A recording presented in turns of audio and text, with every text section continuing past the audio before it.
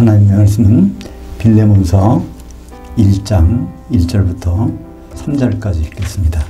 그리스도 예수를 위하여 갇힌 자 된 바울과 및 형제 디모데는 우리의 사랑을 받는 자여 동역자인 빌레몬과 자매 아비아와 우리와 함께 병사된 아키포와 내 집에 있는 교회에 편지하노니 하나님 우리 아버지와 주 예수 그리스도로부터 은혜와 평강이 너희에게 있을지어다. 서로에게 유익한 형제들 빌레몬서 원전 강해. 오늘은 1장 첫 번째 시간입니다. 성도들 마음 깊은 곳에 하프타임을 제공한 빌레몬이라는 제목으로 말씀을 나누겠습니다. 빌레몬서는 1장밖에 없죠. 옥주신 가운데 에베소서, 골로새서, 빌립보서, 다음에 마지막으로 이 빌레몬서가 있습니다. 빌레몬서는 1장 한 장밖에 없는데 새로운 사실들을 몇 가지 발견할 수 있어요. 빌레몬서 전체의 주제를 서로에게 유익한 형제들이라고 잡아봤는데 여기에서 빌레몬이라는 교역자 같아요.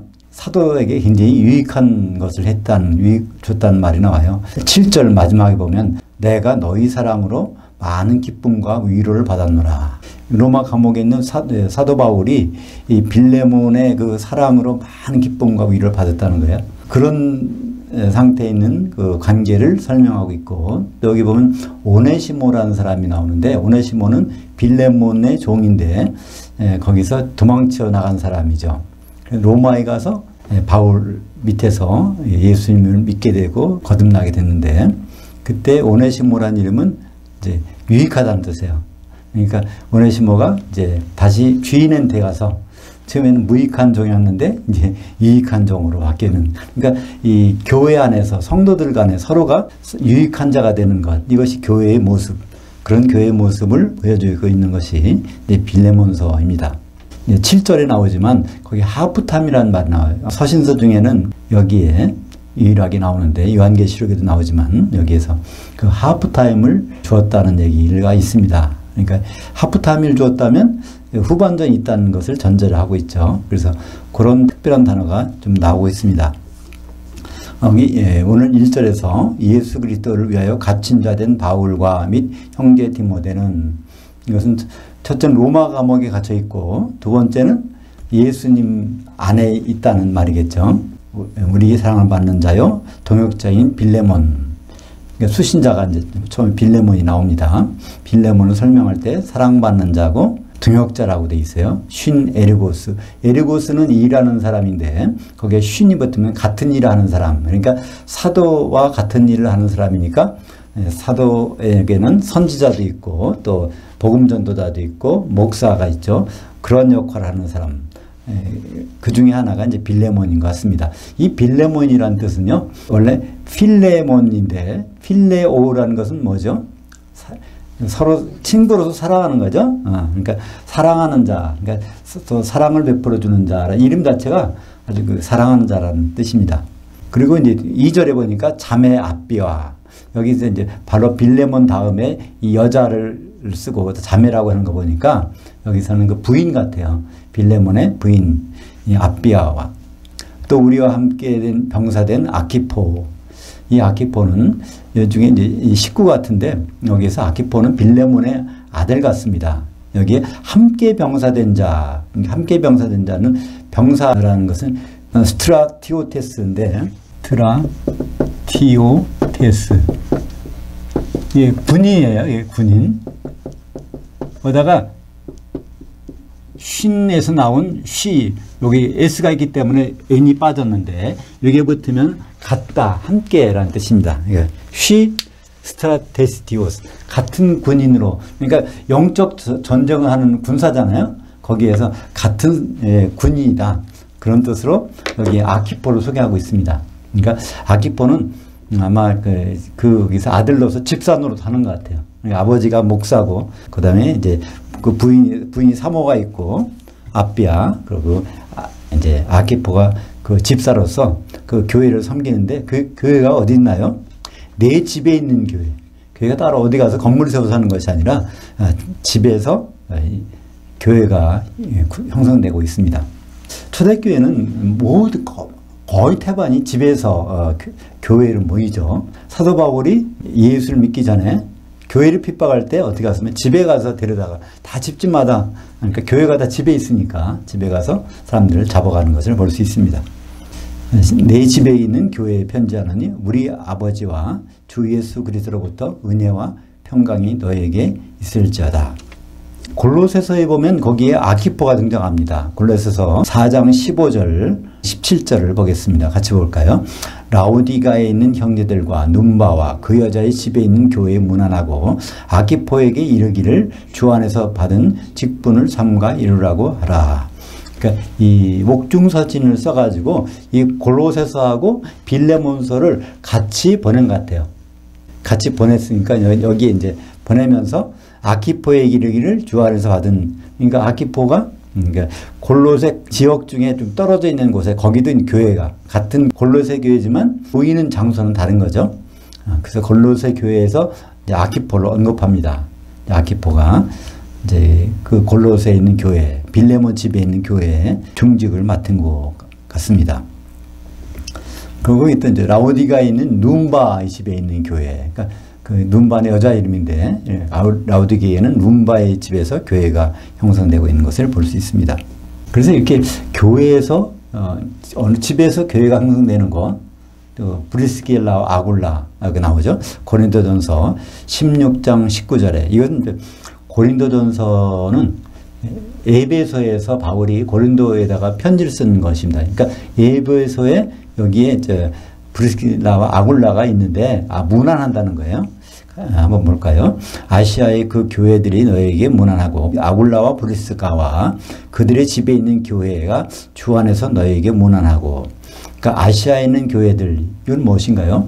이때 아시아는 터키의 서부 해안입니다. 거기에 요한계시록에 나오는 것도 아시아 7교회, 거기서 보면 다 7교회가 터키의 서부 해안가에 이제 몰려 있죠. 아시아라는 뜻은 아카드어로 해 뜨는 곳이라는 뜻입니다. 아수에서 아시아가 나오는데 그리스에서 보면 해 뜨는 곳은 터키 서해안이니까 그 지역을 아시아라고 불렀는데 거기에 교회들도 문안하고 또 아굴라와 브리스길라, 여기에는 이제 남편 이름이 먼저 나왔네요. 근데 이제 로마서에 보면 이게 이제 부인 이름이 먼저 나옵니다. 로마서에서 브리스가와 아굴라 집에 있는 교회가 문안하느니라.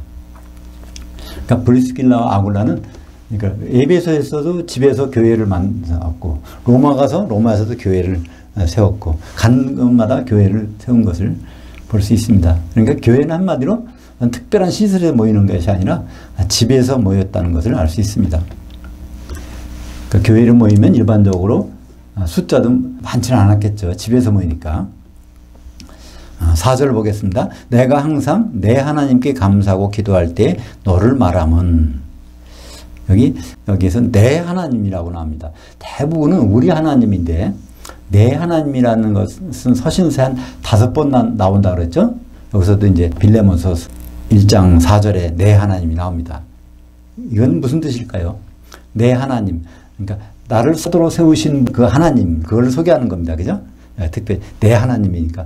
우리라면은 이제 우리 전체를 얘기하지만 내 하나님, 나를 사도로 세우신 하나님께 감사하고 기도할 때 너를 말함은, 그러니까 빌레몬을 말하는 것은 항상 기도할 때 그 기도 속에 빌레몬이 들어갔다는 거죠. 그 이유가 나옵니다. 주 예수와 및 모든 성도에 대한 내 사랑과 믿음이 있음을 들음이니. 그러니까 빌레몬의 집에서 모이는 교회에 그 성도들에 대해서 사랑과 믿음을 풍성하게 나타낸 것 같아요. 이 빌레몬이라는 교역자가. 근데 사랑과 믿음 이것은 비슷하긴 하지만 원래는 사랑이 가장 크다고 그러죠. 고린도전서 13장 13절 그런즉 믿음, 소망, 사랑 이 세 가지는 항상 있을 것인데 그 중에 제일은 사랑이라. 아가페 사랑이 제일 큰 거예요. 그러면 이게 비중이 뭐 크다 작다를 이렇게 부등식으로 설명해서 하는 것이 아니라 아가페 사랑 속에는 이미 뭐가 들어가 있어요?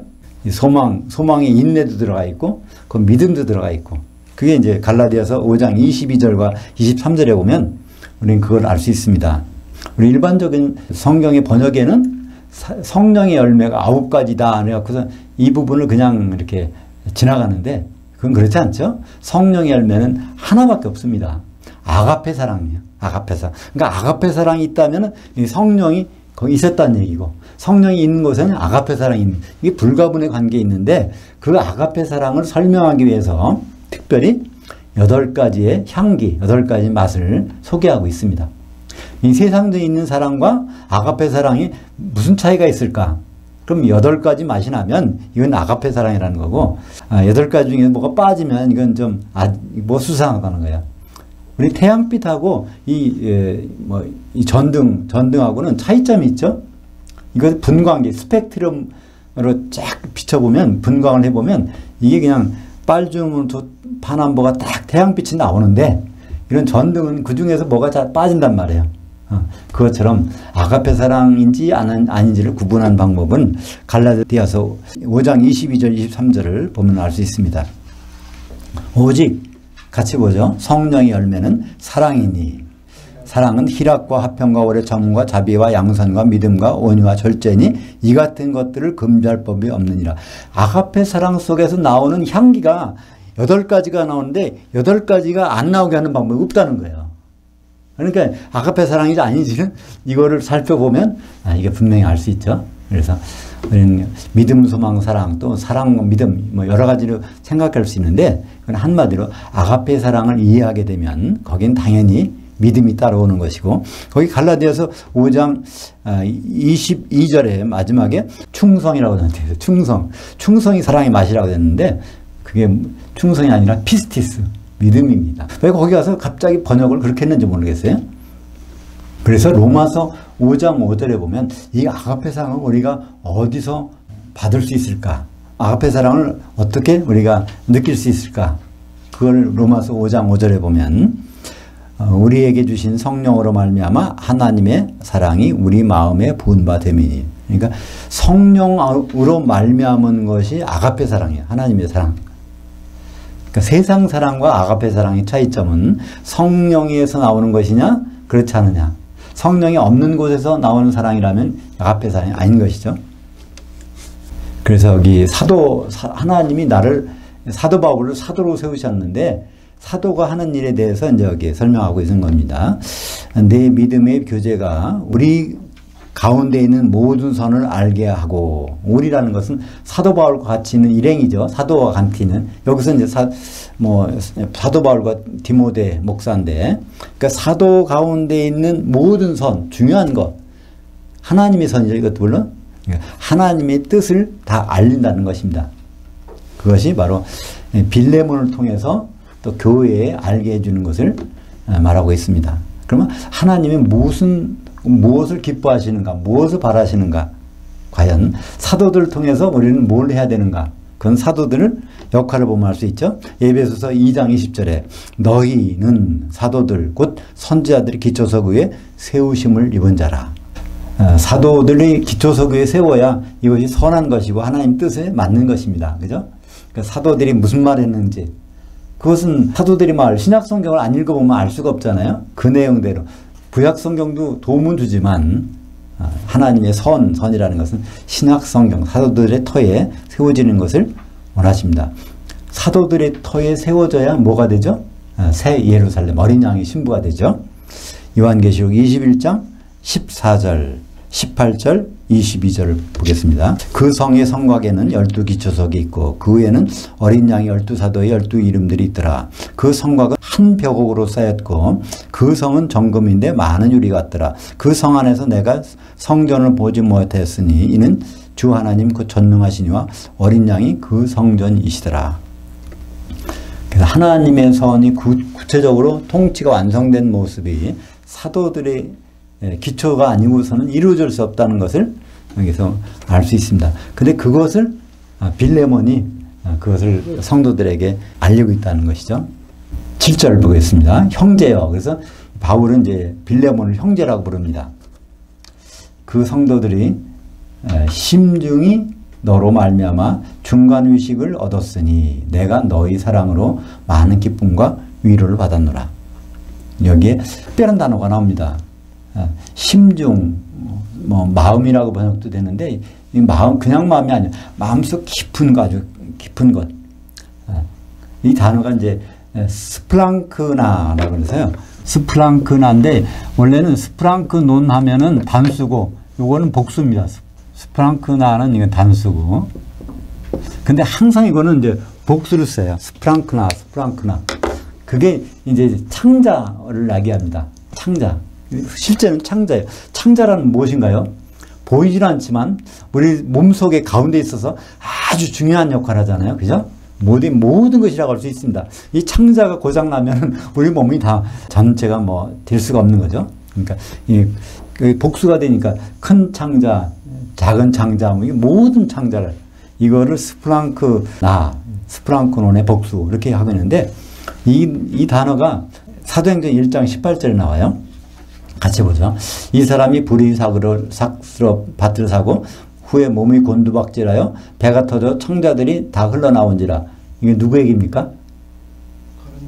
네, 가룟 유다가 이제 예수님을 팔고 후회가 돼가지고 은삼십을 받은 것을 이제 다시 던지고 나서 이제 언덕에 올라가 나무에다 목을 매달았는데 그 나무가 감나무 같은데 목 매달았나 봐요. 감나무는 게 팍 찢어지잖아요. 그래갖고 그게 끊어져 갖고 이제 불러서 이제 창자가 더 터져나왔다 그 얘기잖아요. 거기에 이제 스플랑크나가 성경에서는 처음으로 쓰입니다. 그죠? 그 단어가 거기에서는 창자라는 단어로 쓰였는데 그 다음부터는 이제 이것이 아주 마음속 깊은 것 그것으로 스플랑크나가 이제 오늘 또 사용되고 있습니다.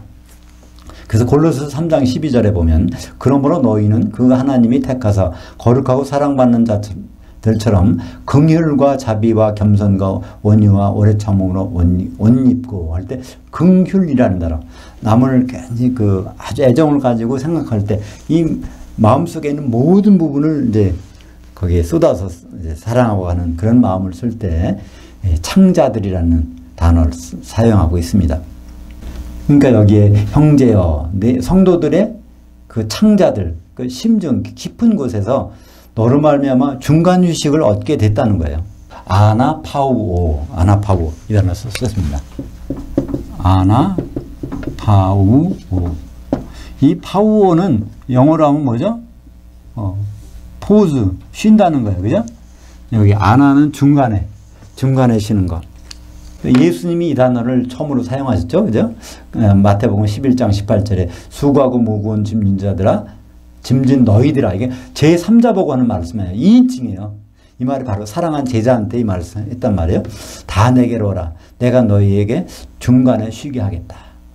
근데 중간에 쉬게 하는 것. 이것은 뭘 전제로 할까요? 후반전, 마지막 있다는 말입니다. 그죠? 그래서 원래 중간에 쉰다는 것은 어떤 용어로 쓰이냐면 요한계시록 14장 13절. 죽음부터가 중간에 쉬는 거예요. 언제까지? 부활까지.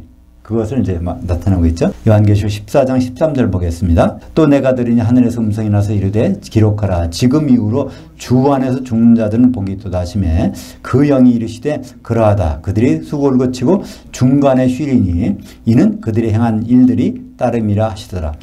그들이 행한 일들은 언제 따르나요? 그리스도 심판돼서 따르는 거죠. 그러니까 중간 휴식을 했다가 이제 주님 오시면 부활해가지고 그때 이제 거기에서 후반전에 대한 일들이 결단이 나는 거죠. 이 중간에 쉰다는 거 굉장히 의미가 있습니다.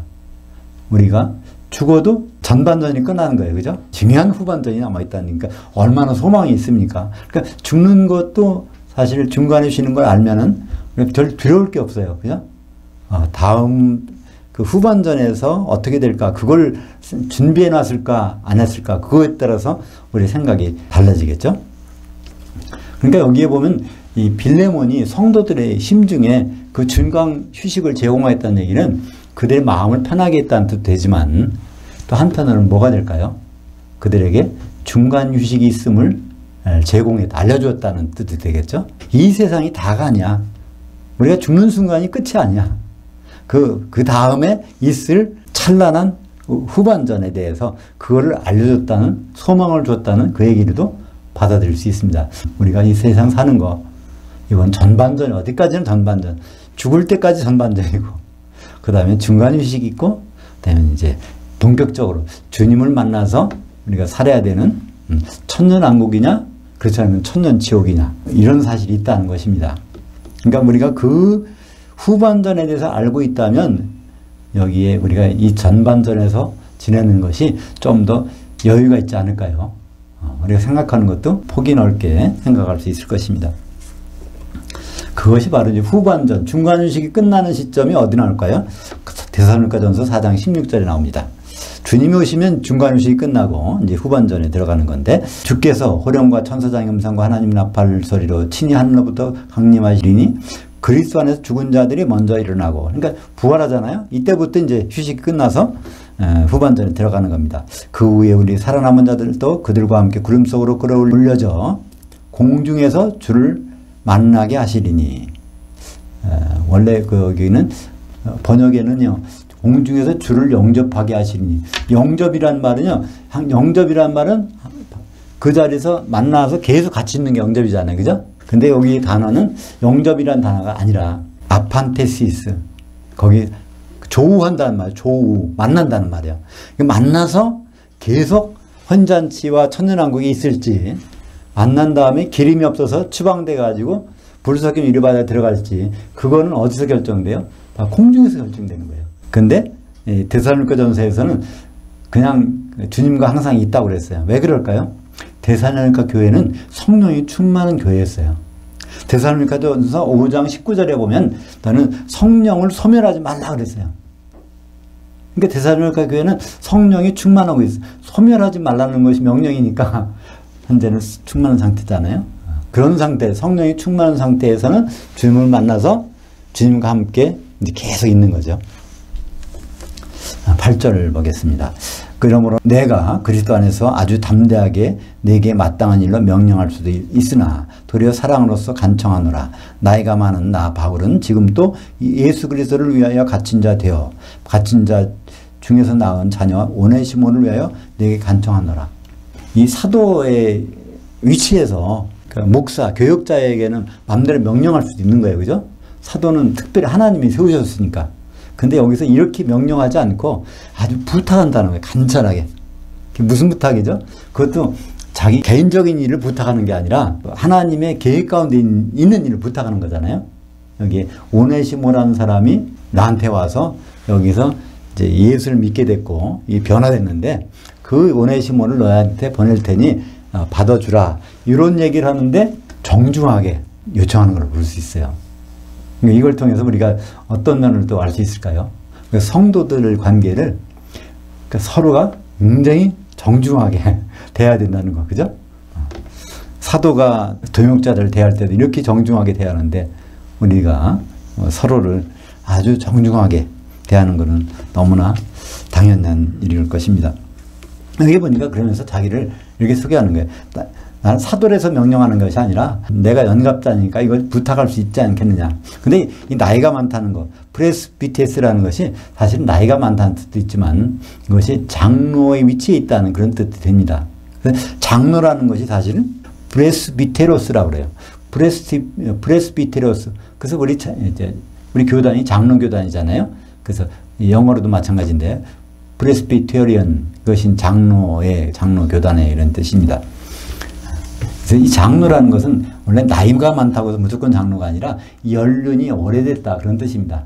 사도행전 20장 28절, 여러분은 자기를 위하여 또 온 양떼를 위하여 섬가라.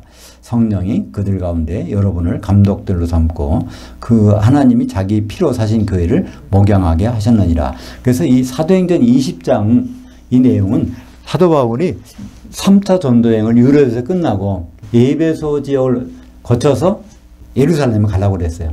근데 시간이 없어갖고 촉박해서 에베소 교회에 있는 이제 목사들을, 장로들을 어디로 해안가 도시 밀레토로 불러냈단 말이에요. 거기서 이제 설교하는 거예요. 그러니까 거기에 온 사람들이 장로들인데 그 사람들이 뭐냐면 감독들이고 또 목양하는 목사라는 거예요. 그래서 초대교회는 장로나 감독이나 목사가 같은 사람이 거기에 있다는 걸 볼 수 있습니다. 지금 우리는 장로님하고 목사님하고 감독님이 다 다르잖아요. 역할이 다르잖아요. 우리 보통 감독 일반적으로 감독하면은 각 목사님들을 이렇게 감독하는 그 위치고, 또 목사는 이제 교회에서 당회장이라고 이게 교회 우두머리 되고, 그다음에 장로들은 당회 위원들, 이런 식으로 이렇게 체제가 갇혀 있지만 이 수색교회는 그게 아니었다는 것을 알 수 있습니다. 베드로전서 5장 1절에 거기 보면 사도 베드로도 자기를 장로라고 소개하고 있어요. 사도는 사도이지만 또 한편으로는 장로의 역할을 한다는 뜻입니다. 요한2서 1장 1절에 보면 사도 요한도 자기를 장로라고 그래요. 장로인 나는 대가심을 받은 주님의 아내와 그녀의 자녀들에게 편지하노니. 여기 우리말 번역은 어떻게 되어 있죠? 부녀와 그의 자녀에게 편지하노니. 그러니까 어떤 여자하고 자녀들에게 편지한다니까 어떤 난 모르는 여자한테 편지하나? 이렇게 오해할 수 있어요. 근데 그 단어가 성경에 바로 여기밖에 안 나오는 큐리아라는 단어입니다. 그죠? 요한 2서에 나오는 요한 2서 1장 1절. 큐리아.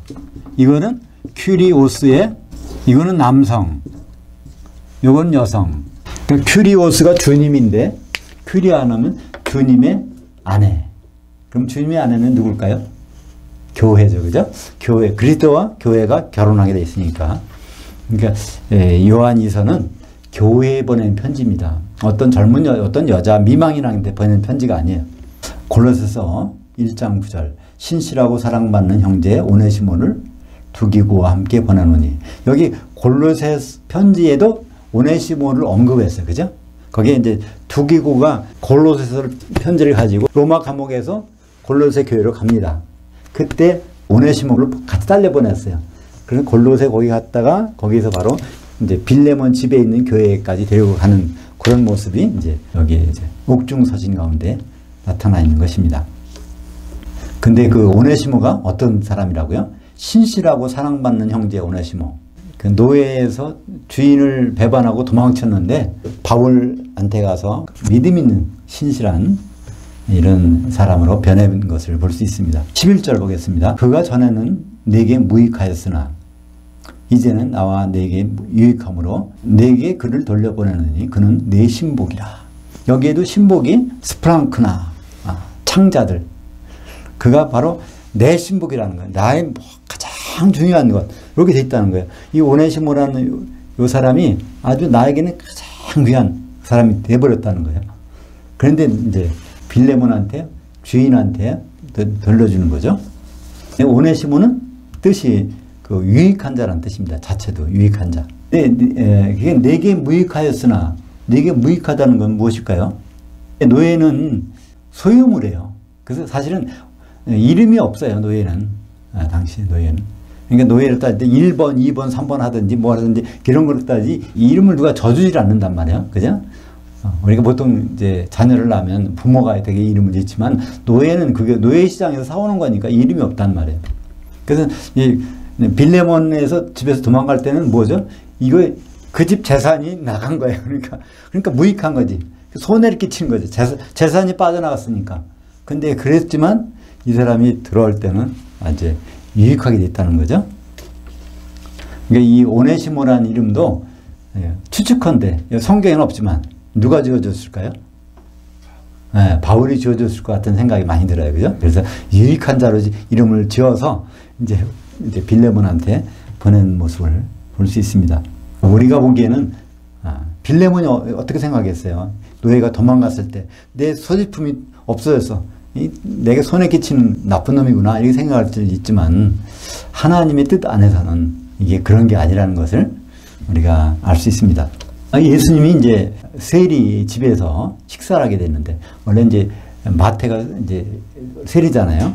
근데 마태의 초대를 받아갖고 이제 그 집에 이제 세리들하고 같이 갔어요. 그러니까 그때 세리를 뭐라고 부르죠? 바리새인들, 서기관들 세리를 보고 죄인이라고 부른단 말이야.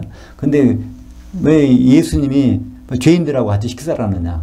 그때 이제 예수님이 비유를 들어가지고 하신 말씀이 누가복음 15장입니다. 거기에 세 개가 나온단 말이에요. 그죠? 양 100마리 중에 하나가 나갔을 때, 그때 10드라크마 중에서 하나가 없어졌을 때, 두 형제 중에서 하나가 나갔을 때, 그때 상황이 바로 하나님이 어떻게 생각하시겠느냐. 그래서 첫 번째 비유가 양 100마리 중에 하나가 없어졌을 때, 그때 99마리를 내버려 두고 하나를 찾으러 간다는 거예요.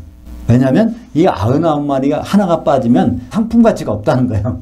그러니까 하나를 찾아서 와야 온전한 상품 가치가 되기 때문에 이렇다는 거예요. 그러니까 아무리 사람들이 죄인이라고 하지만 하나님 보기 전에는 그렇지 않다는 거죠. 그것이 바로 이 오네시모도 그러한 사람 중에 하나인 것입니다. 우리 인간들이 보기에는 노예는 물건이고 소유물인데 그것이 있건 없건 어떤 상관이겠냐. 교회에서 성도들만 관계를 잘하면 되지 노예들한테도 그렇게 할 필요가 있겠느냐? 그 당시에는 그랬을 것 같아요. 그죠?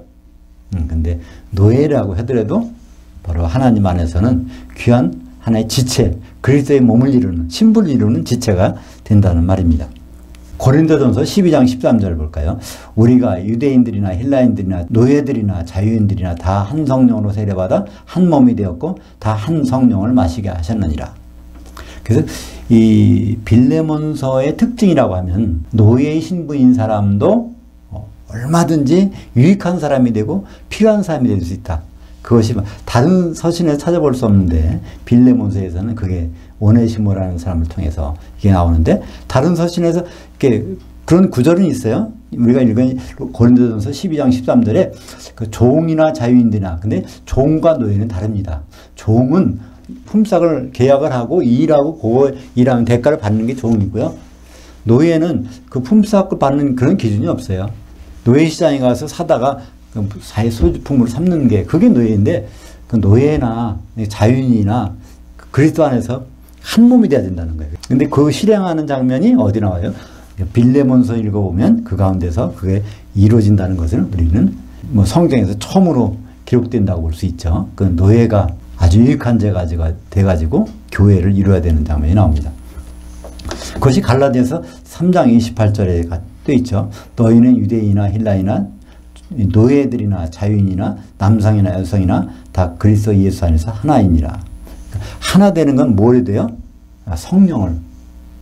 고린도전서에서는 성령으로 마시게 됐고 갈라디아서 3장 28절은 이거는 하나라고 돼 있고 그러니까 성령 세례로 성령이 잠겨져서 하나 되는 데는 노예나 자유인이나 주인이나 뭐 그런 구분이 없다는 거예요. 그게 구분이 된다면 이거는 이미 교회가 아니라는 거죠.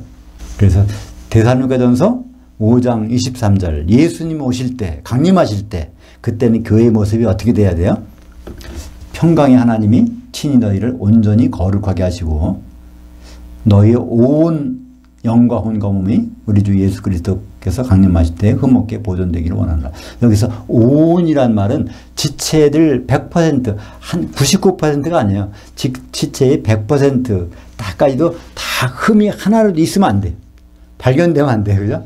그렇게 돼야 그리스도 예수 그리스도께서 강림하실 때 우리가 거룩한 혼인식에 참여할 수 있다는 말입니다. 그래서 온이란 말은 홀로클로레스. 홀로스라는 말은 전부라는 뜻이에요. 크다, 전부. 클로레스라는 것은 그 지체들, 조각들. 이렇게.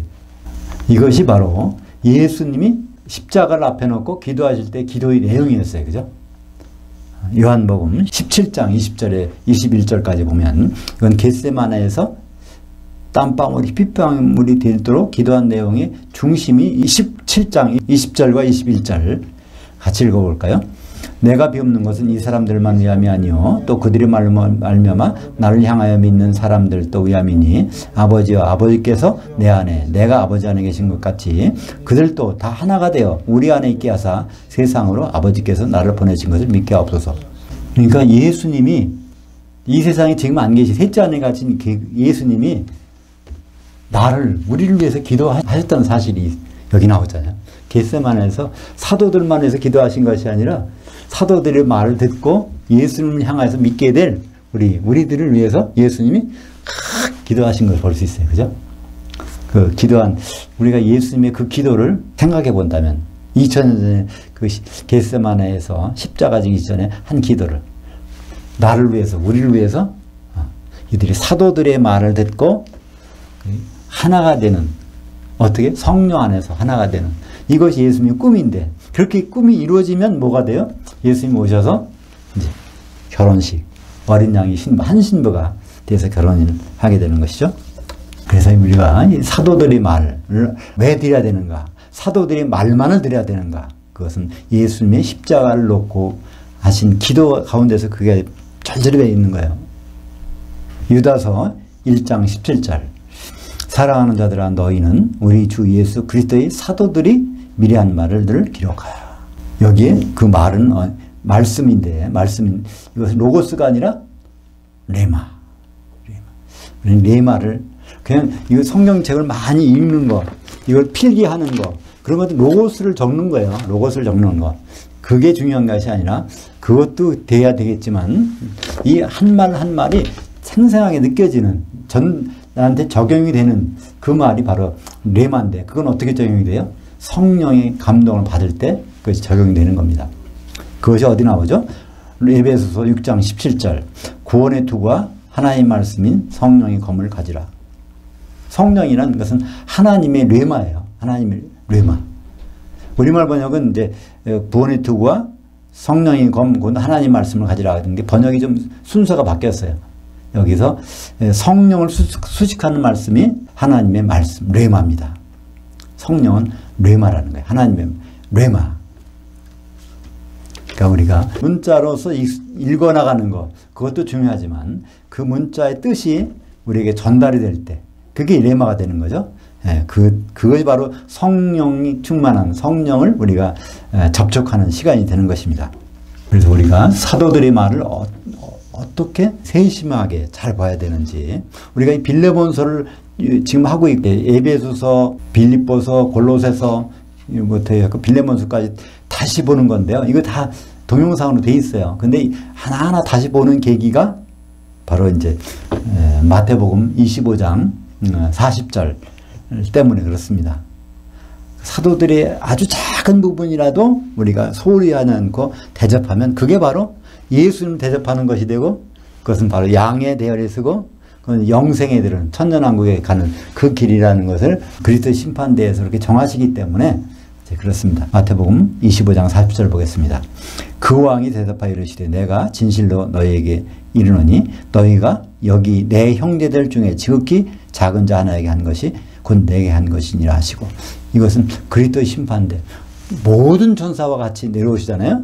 마태복음 25장 31절에 보면 인자가 모든 천사들과 같이 와서 거기에서 심판하시는데, 그때 옆에 앉아있는 사람들이 누구냐면 마태복음 19장 28절.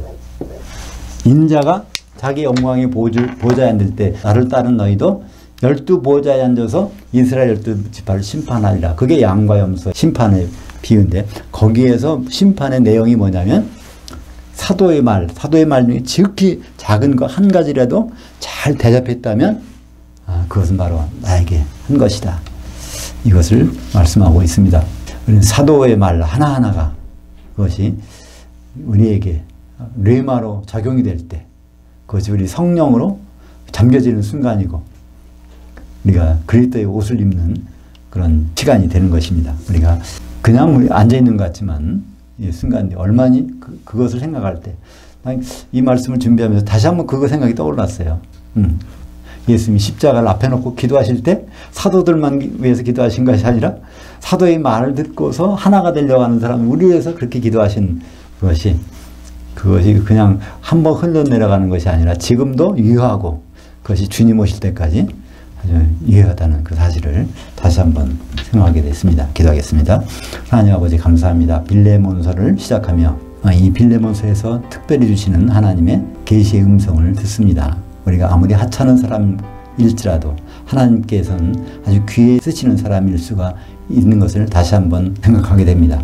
빌레몬의 노예인 그 오네시모가 바울에 가서 거기서 유익한 사람이 되어서 바로 빌레몬에게 되돌아가는 그 사연을 적은 빌레몬서를 보면서 우리가 아무리 형편없는 처지라도 또 그런 사람을 만날 때도 그 사람을 위해서 우리가 얼마나 유익한 자가 되어야 하고 그 사람이 얼마나 유익한 자인가를 주님 안에서 깨닫게 인도하여 주시옵소서. 예수님 이름으로 기도합니다. 아멘.